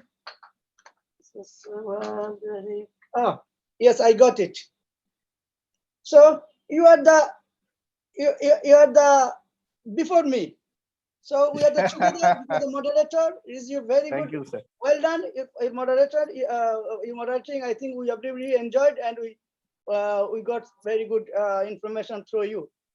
Thank you, sir. And Thank you for very you all, this is for me from you all. If you permit. Yes. Thank you. If you permit, please. Sure, for sure. Thank you. Yes, Inshallah. sir. Inshallah, Yes, we are looking for our next any program wherever you are. Our guest, our keynote speaker. I think he's not in here. He's in abroad. So maybe we are. Sometimes we are here. Sometimes we are there. But we are all together. We are the Bangladeshi people, and we have also our friend from Mr. Kim. But whenever we remember, we can get each other. If just we can remember you. and me. So let us in touch, and let us be in touch with our WBF, I mean World Business Angels Forum, and our this year our World Congress would be in South Africa, and every year this World Congress happen in different countries. Last year it was in Turkey, now it will be South Africa, and inshallah once it will be in Bangladesh, if you all support me. So thank you very much once again. Inshallah, inshallah. Yeah, thank you very much. Take care. My pleasure. My pleasure. Okay. Thank you, everybody. Thank you very much, and Thank you very much. bye to all. Thank you. Okay.